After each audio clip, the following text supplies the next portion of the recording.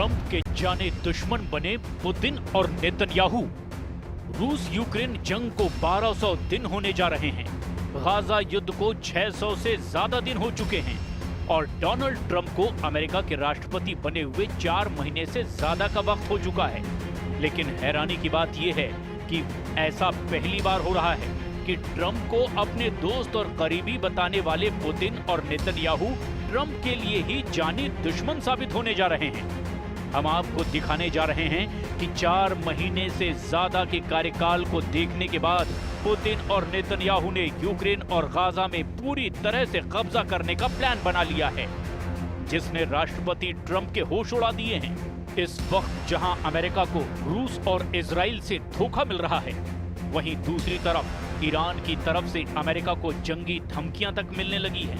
ऐसे हालात में वॉर एक्सपर्ट्स का साफ दावा है कि ट्रंप अब ट्रिपल ट्रैप में फंस चुके हैं, जो अमेरिका के लिए नासूर बनने जा रहा है। यानी अब युद्ध ना तो यूक्रेन में रुकेगा, ना पूर्ण युद्ध विराम गाजा में होगा और ना ही ईरान को अब अमेरिका परमाणु बम हासिल करने से रोक पाएगा। डोनाल्ड ट्रंप और व्लादिमीर पुतिन के रिश्तों में तनाव अब खुली धमकियों में बदल गया है। ट्रंप ने पुतिन को आग से खेलने की चेतावनी दी, तो वहीं रूस ने WW3 से भी बड़ी तबाही की बात कही। खार्किव, जापोरेजिया और लुहांस्क, डोनेस्क एरिया में रशियन बोलने वालों का प्रतिशत ज्यादा है, जो खुद को रूस के करीब मानते हैं। आखिरी सेंसस के मुताबिक डोनेस्क की लगभग 75% जनसंख्या रूसी बोलती है। वे कल्चरली भी रूस से जुड़े हुए हैं। इसके अलावा साल 2014 में क्रीमिया के रूस में विलय के बाद यहाँ लोग खुलकर अब मॉस्को के सपोर्ट में आने लगे। यूक्रेनी सेना और रूसी सपोर्टरों के बीच भारी जंग भी हो चुकी है। यूक्रेन का सर्वनाश, पुतिन के सीरियल अटैक शुरू।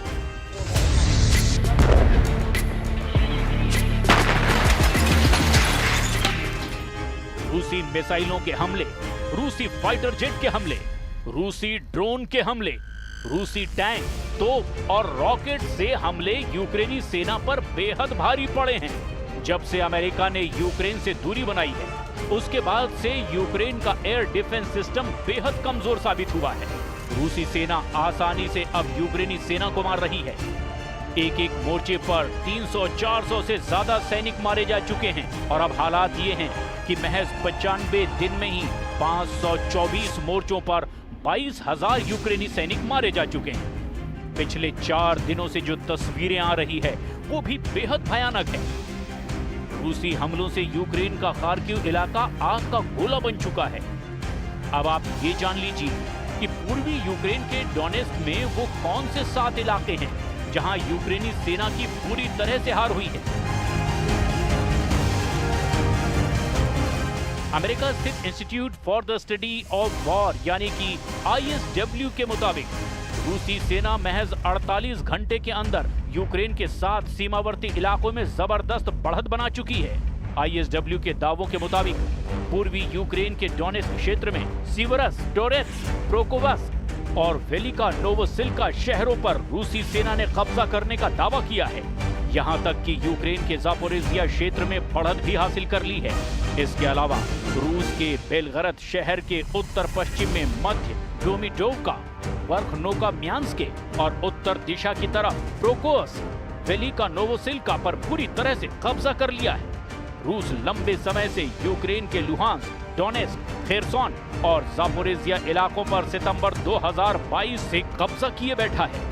जहां कभी रूस को बढ़त मिल जाती है, तो कभी यूक्रेनी सेना रूसी सेना को खदेड़ देती है।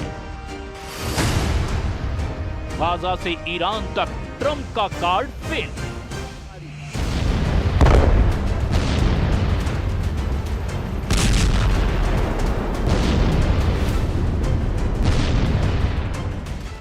अमेरिका को नई खुफिया जानकारी मिली है, जिससे पता चलता है कि इजराइल ईरानी परमाणु प्रतिष्ठानों पर हमला करने की तैयारी कर रहा है।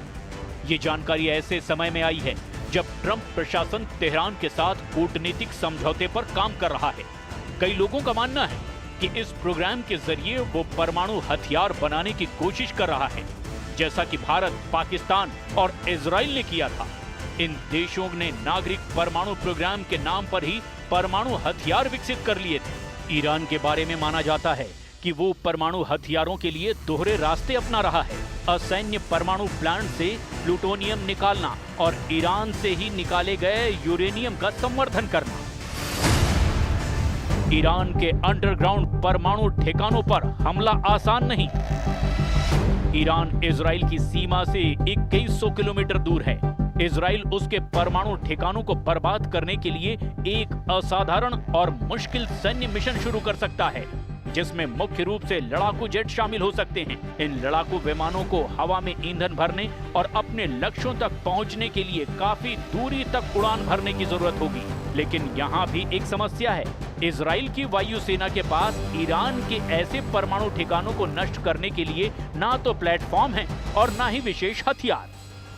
फोर्डो और नतांज जैसे अंडरग्राउंड परमाणु ठिकानों को नष्ट करने के लिए इजराइल को GBU-57 मैसिव ऑर्डिनेंस पेनेट्रेटर यानी कि MOP जैसे बम की जरूरत होगी, जिसका वजन 12 टन से ज्यादा है और 6 मीटर लंबाई है। GBU-57 यानी MOP मिट्टी में 61 मीटर नीचे घुसकर विस्फोट कर सकता है, लेकिन इसे केवल B-52 और B-2 जैसे अमेरिकी बम वर्षक विमान ही ले जा सकते हैं, जो इजराइल के पास नहीं है। यानी इजराइल अपने दम पर ईरान के परमाणु ठिकानों को नष्ट नहीं कर सकता। उसे अमेरिका की जरूरत होगी और अमेरिका इजराइल की मदद को इस वक्त तैयार नहीं है। ऐसे हालात में इजराइल ईरान के अंडरग्राउंड परमाणु ठिकानों को निशाना बनाने के लिए स्वदेशी MOP बना सकता है। इजरायली MOP को या तो C-130 हरक्यूलिस विमान या फिर बैलिस्टिक मिसाइल से लॉन्च किया जा सकता है। इसमें से किसी भी प्लेटफॉर्म का इस्तेमाल करना रिस्की और तकनीकी चुनौतियों से भरा होगा।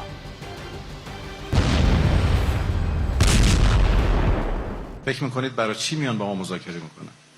برای اینکه ناامید شدن که تحریم‌های ظالمانه‌شون مردم ایران رو به زانو در بیاره، دولت ایران رو به زانو در بیاره. اگه مطمئن بودن که به زانو در میاره که مذاکره نمی‌کردن، که میگفتن صبر میکنیم 2 ماه دیگه، 3 ماه دیگه، 6 ماه دیگه خودشون سر خم میکنن و میان جلو. ولی دیدن که این اتفاق نمیفته به خاطر مقاومت مردم ایران.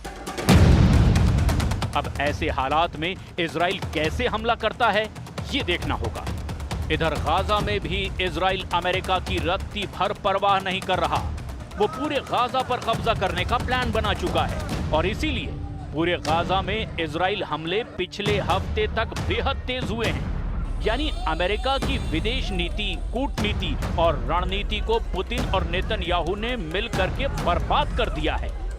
अब ऐसे हालात में ट्रंप अपने करीबियों से कैसे निपटेंगे, ये देखना भी दिलचस्प होगा।